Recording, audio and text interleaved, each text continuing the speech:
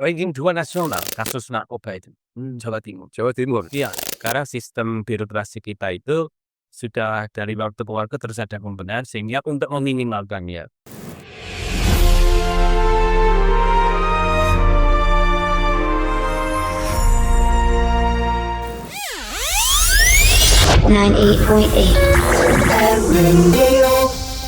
Assalamualaikum warahmatullahi wabarakatuh. Halo Empower, jumpa kembali bersama saya Bayu Setiawan di acara Ngode, Ngobrol Bareng Dewan. Nah, kali ini seperti biasa kita kedatangan tamu istimewa. Beliau adalah Wakil Ketua Komisi A DPRD Provinsi Jawa Timur. Kita langsung aja ketemu dengan Bapak Agus Cahyono, SHI MHI. Halo Pak Agus.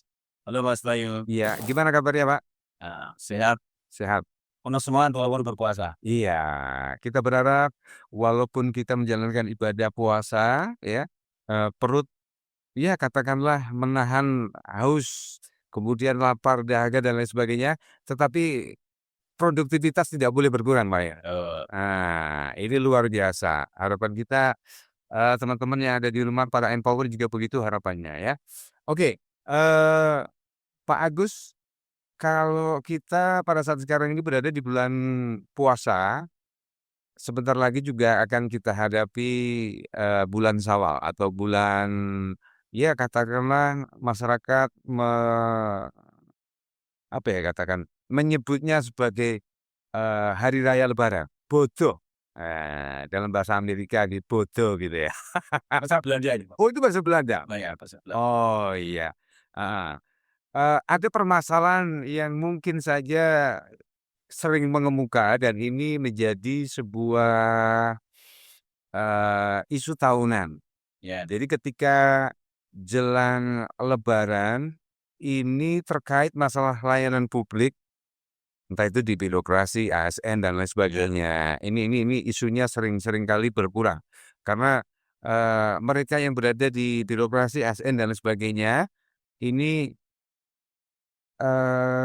apa yang difikirkan mereka ini sudah bercabang-cabang. Mereka juga memikirkan bagaimana, eee, pakaian anak-anaknya juga, kemudian jajanannya dan lain sebagainya. Kemudian ditambah lagi, mungkin ada yang harus diselesaikan oleh mereka terkait dengan apa yang jadi tuntutan masyarakat. Nah, terkait isu-isu semacam ini bagaimana ini, Pak Agus mengomentari?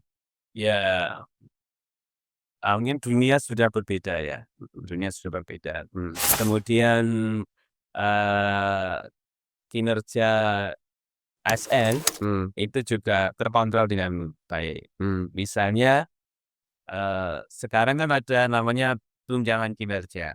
Tunjangan kinerja Ya, Tukin. ya Tukin Nah, bagi ASN. hmm, Itu kan berbasis yang namanya Tukin kan berbasis kinerja. hmm, Jadi, ketika kinerja, kinerjanya itu buruk, itu akan berefek hmm, kepada tunjangannya, tunjangannya. Misalnya dia datang terlambat, dia absennya terlambat, atau dia kemudian bolos pulang, mhm, tidak apa itu namanya, cap jempol, absen, absen, apa sebelum bisa fingerprint atau kadang sip, pakai scan wajah dan sebagainya, itu beberapa misalnya berbeda-beda. Jadi itu menuntut mereka juga, harus disiplin. hmm, Kemudian juga, eee, aktivitas dia, pelayanan itu juga terekam. Jadi misalnya, oh dia melakukan pelayanan ini, itu kan terekam dan itu menjadi poin untuk, tunjangan, kinerja. Jadi, apa itu namanya, sekarang sistem birokrasi kita itu sudah dari waktu ke waktu terus ada pembenahan sehingga untuk meminimalkannya, untuk meminimalkan, mungkin di bulan-bulan puasa, apalagi menjelang lebaran yang tadi Mas Bayu sampaikan, pikirannya bercabang. iya, saya percakapan itu ya bisalah diminimalisir dengan, sistem, birokrasi kita. Hmm, Toh misalnya sekarang kan kayak misalnya hmm, mau belanja mungkin pertama saya lihat nafsu belanja warga Jawa Timur, tidak tahu ya ini, hmm, kayaknya di era ini karena juga ada efisiensi dan sebagainya itu kayaknya juga melakukan efisiensi juga. Termasuk belanja. Ya, masa belanja. Terus kalau dulu orang belanja kan harus ke mall gitu ya. Ya, Sekarang tidak perlu, online shop. online shop. Jadi tidak menyita waktu. Mungkin dia dari rumah tinggal apa itu namanya pesan, sign, datang sudah Transfer dan harus selesai. Sehingga tidak menyita waktu. efektivitas, waktu dan tenaga juga. Tenaga bahkan eh jual beli online itu memberikan opsi harga murah juga ternyata. Ya. Pernah merasakan, Pak Agus? Saya sih orang tua itu jarang ya, paling anak-anak. Oh, anak-anak. Anak-anak itu kalau beli di misalnya di toko sekian orang kadang lebih murah. Banyak tinggal mendapatkan diskon-diskon dan sebagainya. Oke, kita kembali terkait dengan masalah layanan publik. Oke. Kalau tadi ada sebuah, apa ya, katakanlah optimisme dari Pak Agus bahwasanya, Birokrasi gitu. birokrasi masih tetap jalan seperti biasanya. Ya. Kualitasnya bagaimana nanti Ya. kita harapkan akan lebih baik ya. Ya, kita di Komisi A juga walaupun benar aktif Umi. Oh, seperti itu, Pak? Iya, jadi kita di Komisi A ini kan lagi konsen untuk pengawalan berdirinya kantor BNN di Kabupaten Kota Jawa Timur. Nah, ini konsentrasi Komisi A sekarang ini ya, Ya. di antaranya dari beberapa kegiatan yang lain. Karena di Jawa Timur ini kan baru ada 18 kantor yang badan narkotik nasional di 38 kota kabupaten Jawa Timur.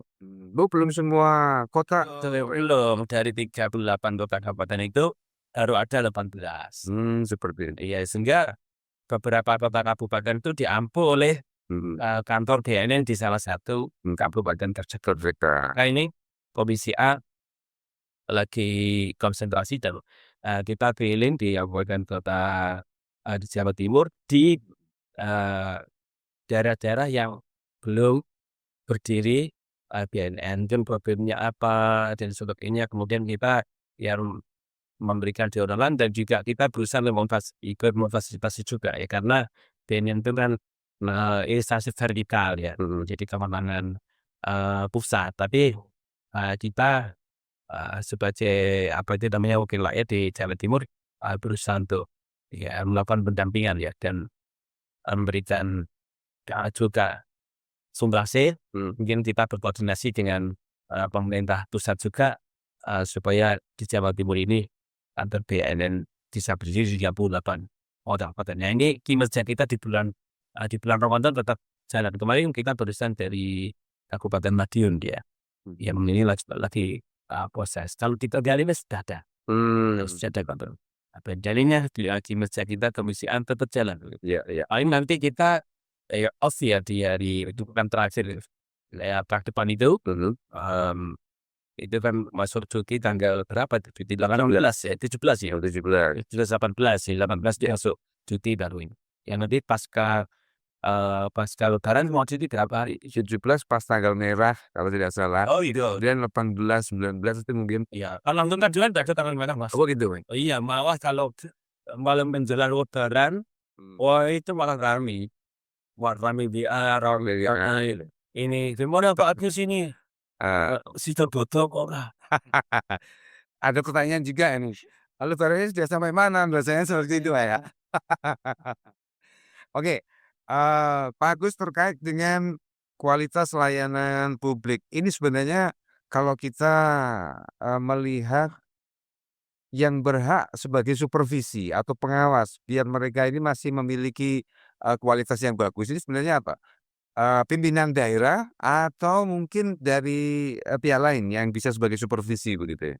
Ya kalau di Pemprov Jawa Timur bisa itu ada pengawasan ya, di internal itu ada ya pengawasan internal, termasuk di situ ada inspektorat. Kalau jelas dari Gubernur, bahkan gubernur otomatis ya, Otomatis, Pak, ya? otomatis. Itu melekat sebagai pimpinan di Daerah. daerah ya, terus melakukan pengawasan, kadang juga sidak kan begitu Ya, pimpinan. Bisa juga di kepala di instansi terkait, sama dinas pekerjaan itu mengawal kinerja sejajarnya. sejajarnya di dinas. Kalau kita di DPRD juga punya Mhm. punya ini fungsi pengawasan juga. Pengawasan khusus ya di legislatif? Oh, enggak juga, Ada di tapi mitra. oh, mitra? Ya, kita juga bisa Mhm. apa sih, melakukan pengawasan di mitra-mitra komisi, termasuk katakanlah kita bisa mengundang rapat di kantor DPRD, termasuk di bulan-bulan awal ini kan triwulan pertama ya. Ya. Triwulan pertama ini apa progresnya, progres dari OPD, apalagi menjelang di puasa ini, termasuk juga serapan anggaran di triwulan pertama itu kayak apa, Oke. atau persiapan untuk pelaksanaan pembangunan APBD 2026 Memang. kayak apa, itu bisa kita melakukan Ya. pengawasan lewat audit rapat koordinasi dengan OPD mitra logistik. Oke, Empower dimanapun Anda berada, obrolan kita bersama Bapak Agus Cahyono, SHI, MHI akan semakin menarik. Tapi jangan kemana-mana, kita akan balik lagi di acara Ngode, Ngobrol bareng Dewang, tentunya setelah pesan-pesan berikut ini.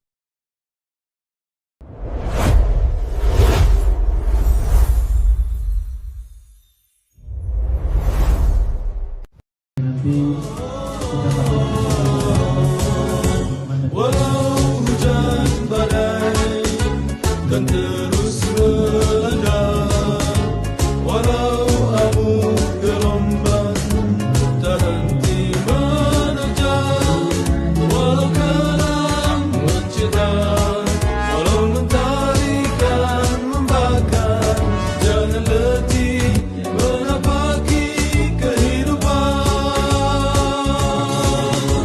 Ujian bagaikan dari sinar sang.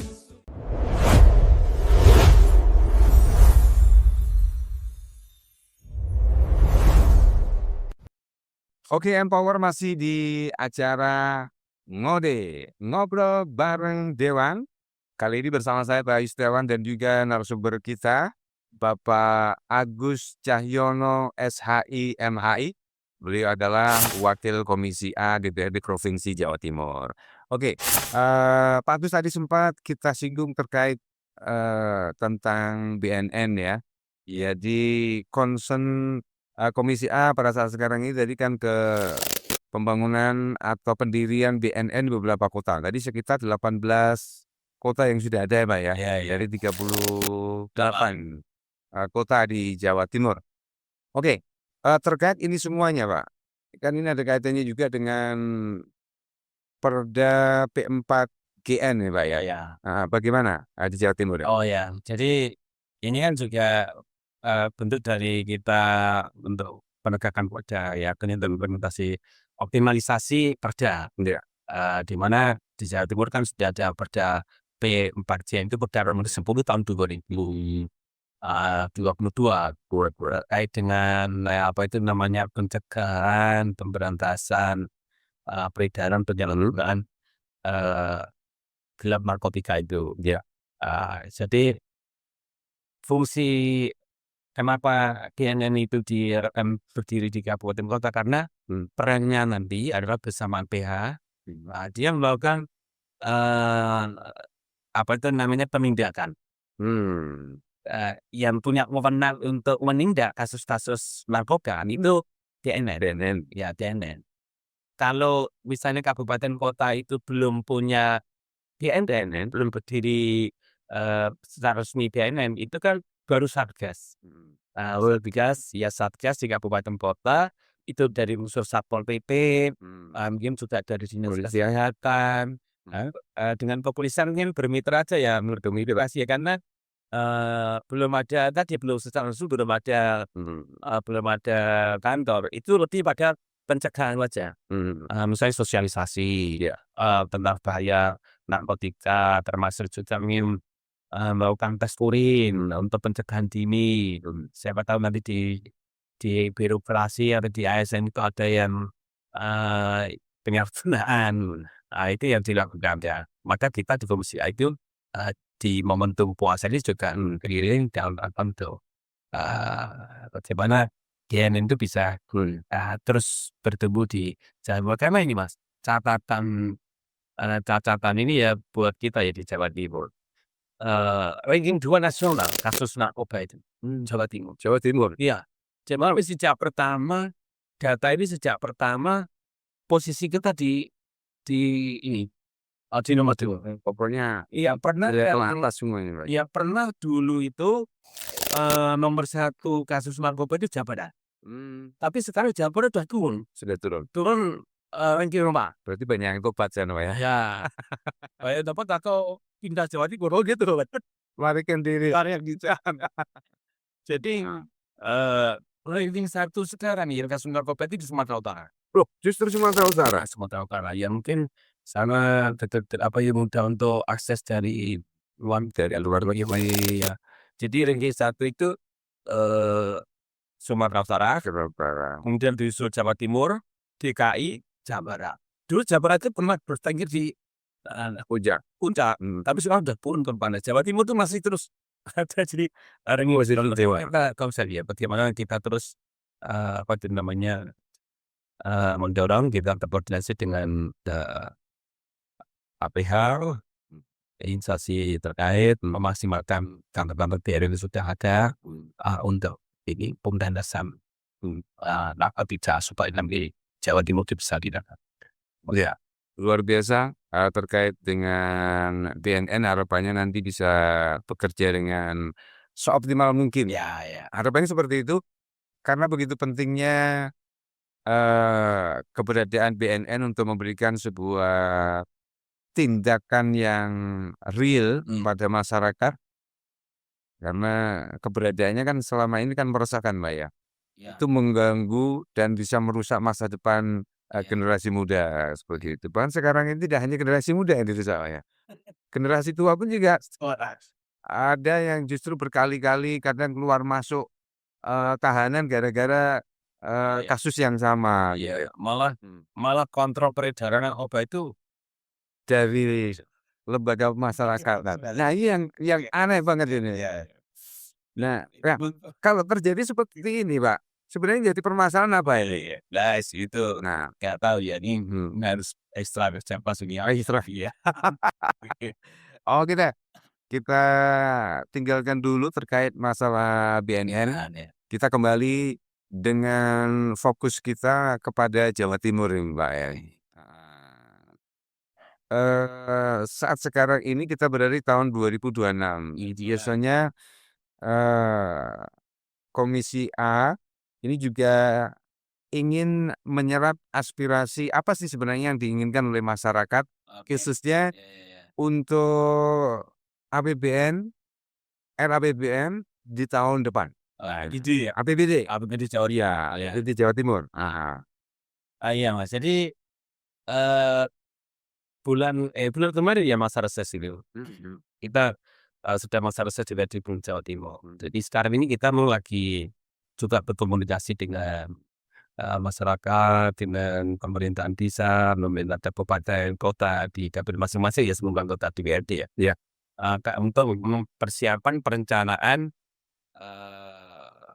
antara pendapatan dan belanja daerah di tahun 2027 karena sistem perencanaan APBD itu 1 tahun sebelum tahun anggaran. Jadi kalau kita misalnya berbicara APBD 2027 maka startnya ya Sekarang ini Januari Februari itu sudah mulai start kita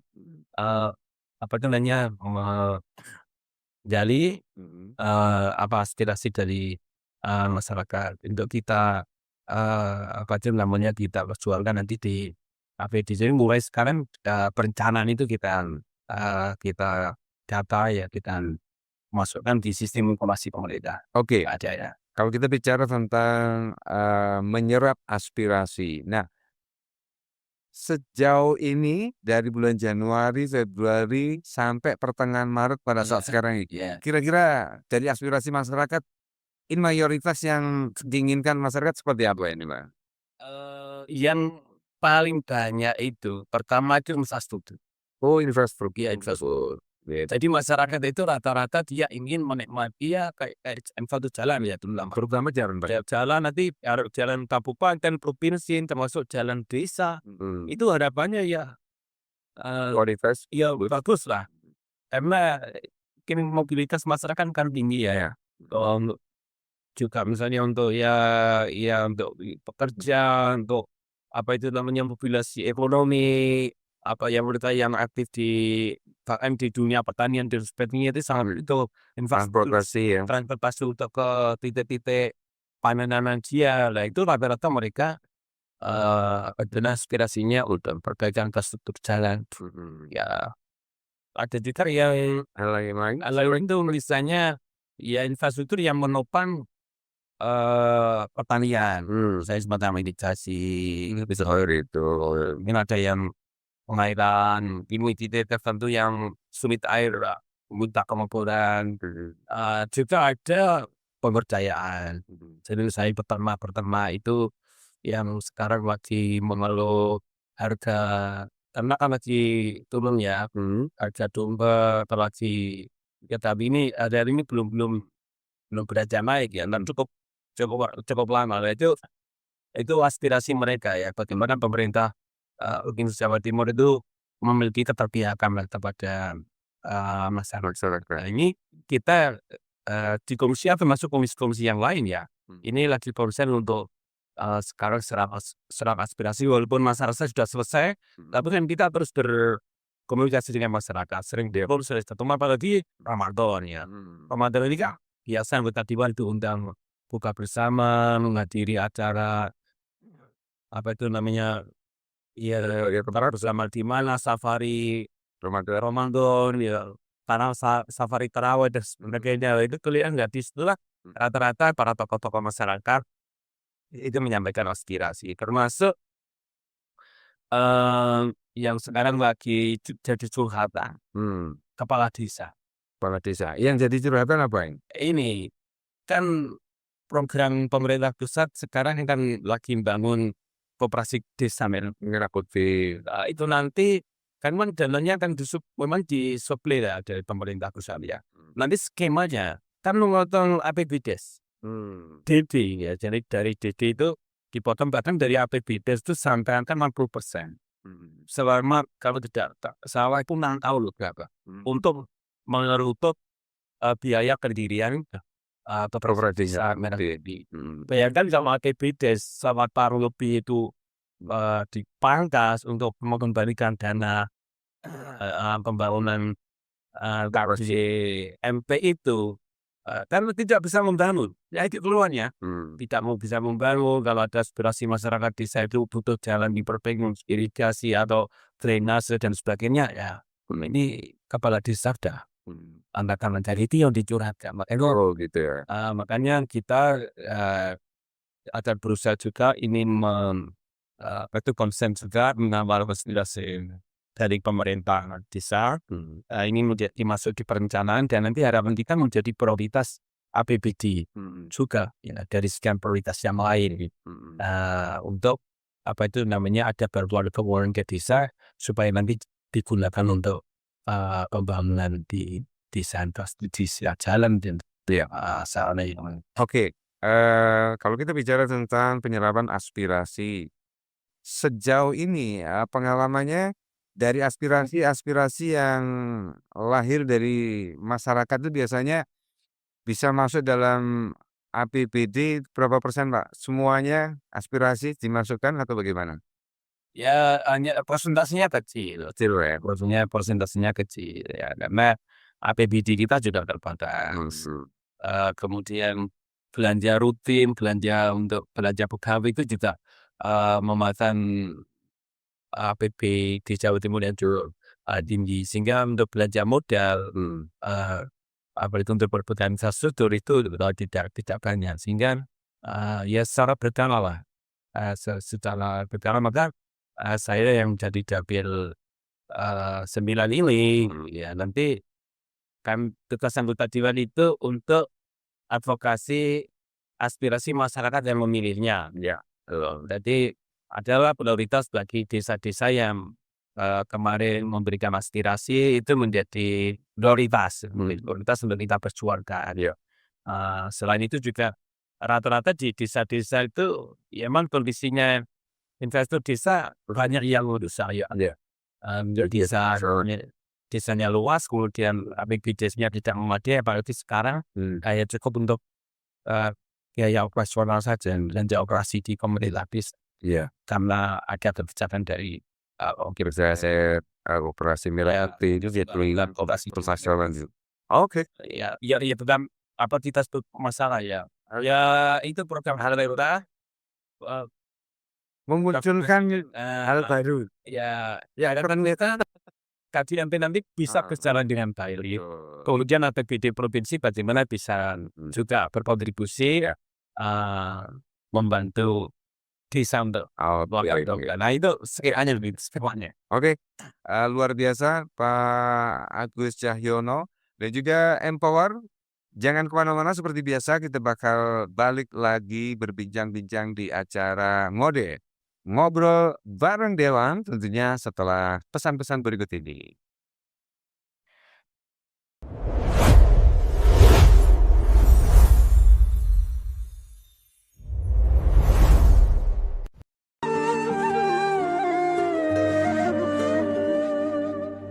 अल्लाह ही अल्लाह किया करो, दुख न किसी को दिया करो, जो दुनिया का मालिक है नाम उसी का लिया करो। अल्लाह ही अल्लाह, अल्लाह ही अल्लाह, अल्लाह ही अल्लाह किया करो, दुख न किसी को दिया करो, जो दुनिया का मालिक है नाम उसी का लिया करो। अल्लाह ही अल्लाह, अल्लाह ही अल्लाह।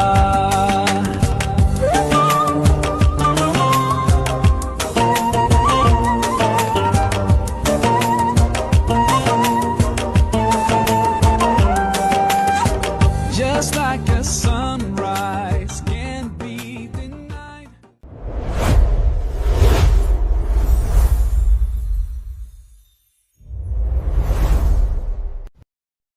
Oke, Empower, masih di acara Ngobrol Bareng Dewan bersama saya Bayu Setiawan dan juga narasumber kita. Beliau adalah Wakil Ketua Komisi A DPRD Provinsi Jawa Timur, yaitu Bapak Agus Cahyono SHI MHI. Oke, Pak Agus masih semangat ini ya. Walaupun puasa tapi masih semangat. Ya. Oke, teman-teman semuanya dan Empower, bahwasanya kita sekarang ini sedang berjalan-jalan di beberapa kota di Jawa Timur, khususnya di daerah pemilihannya Pak Agus Cahyono, ya. Oke, kita kembali ke perbincangan kita. Tadi sempat menyinggung tentang sekarang ini puasa, sebentar lagi Lebaran. Nah, bagaimana dengan persiapan Lebaran ini untuk Provinsi Jawa Timur ini, Pak Agus, terkait dengan katakanlah yang kita soroti tentang bagaimana makanan dan minuman yang nanti akan disediakan oleh masyarakat pada saat Lebaran, kemudian bagaimana masalah BBM, kemudian masalah lalu lintas dan lain sebagainya. Monggo satu persatu kita upas ini. Baik, jadi Pemprov ini kan juga punya konsen di dalam menjelang Lebaran.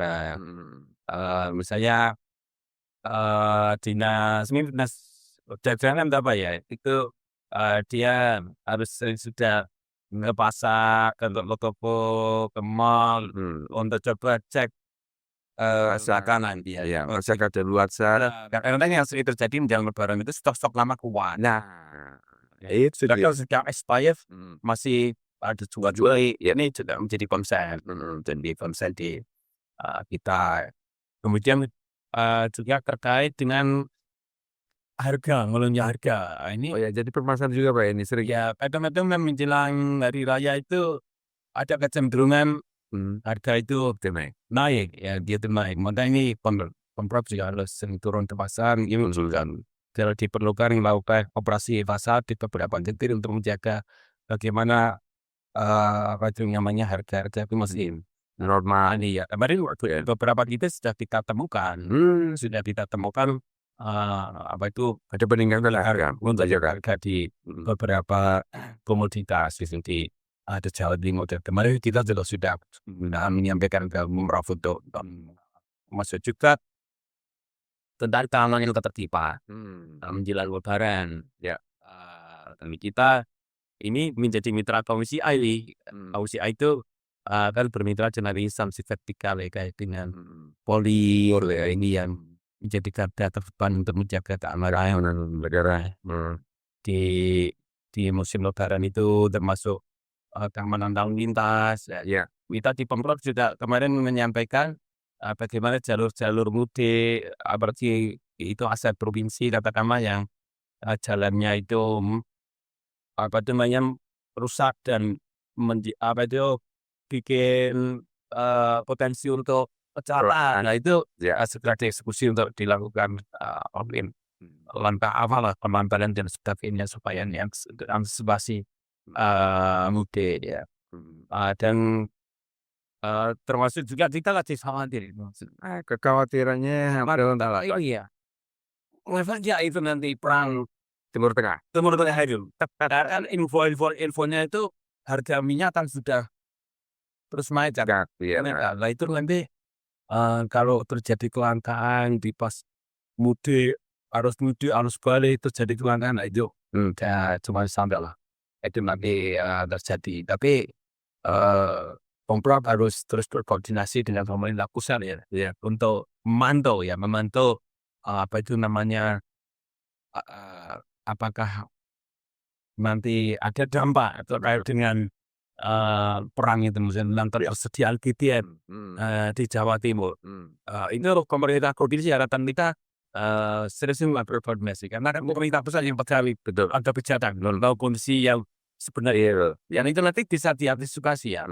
Misalnya optimalisasi untuk angkutan umum.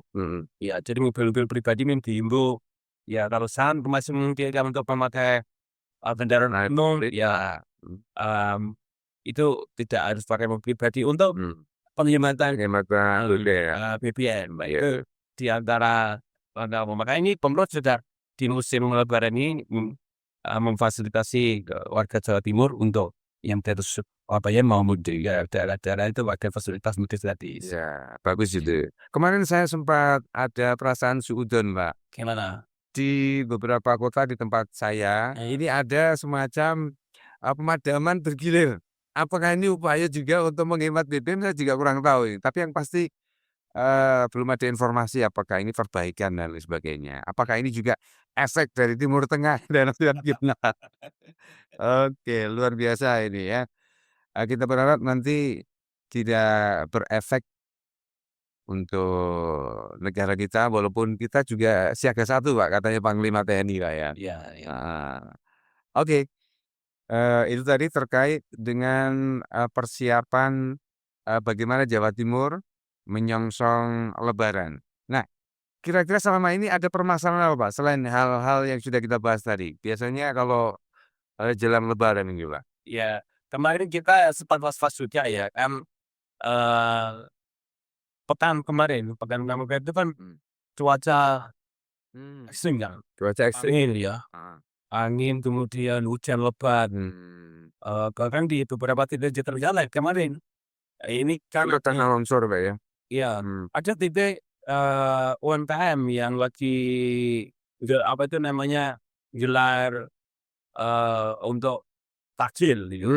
Jadi kan ada beberapa desa itu yang memfasilitasi para UMKM untuk bisa jualan itu tersapu umat angin.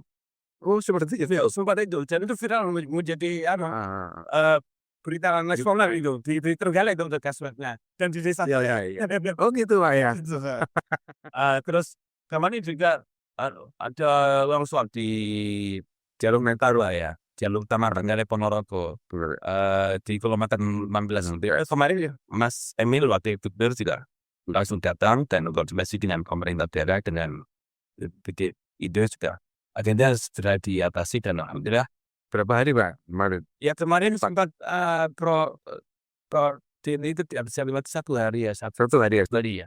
Itu kemarin yang ada jalur, sebenarnya ada jalur alternatif, tapi tidak hanya untuk mobil-mobil dengan tonase yang besar, misalnya untuk truk dengan muatan aja sudah tidak mau. Iya, iya. Justru nanti yang muncul masalah baru nanti. Iya, kemarin ada jalan alternatif itu jembatannya rusak karena Tidak layaknya itu. iya kok karena tidak diperuntukkan untuk mobil-mobil yang tonase berat. Tapi alhamdulillah ini sudah bisa terlewati dan kemarin juga kita coba untuk koordinasi untuk mengantisipasi misalnya nanti kalau terjadi longsoran susulan. Tapi ini masih buka tutup ya, satu jalur.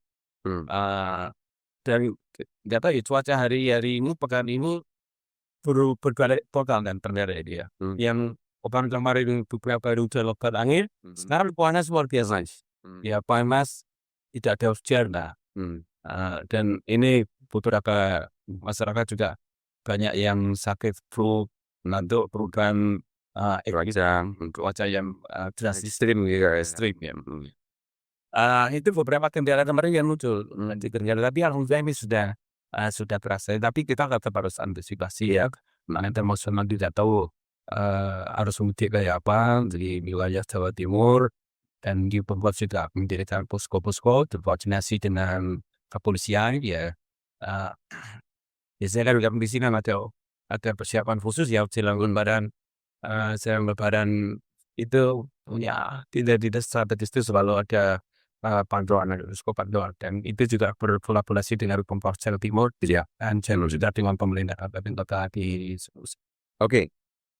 Terkait dengan jelang Lebaran di tahun 2026 ini, apa statement akhir ini sebelum kita pungkasi acara obrolan kita di Ngode kali ini? Mas. Jadi mungkin di penghujung silaturahmi ini ya, saya mengucapkan kepada masyarakat Jawa Timur ya, selamat berlebaran.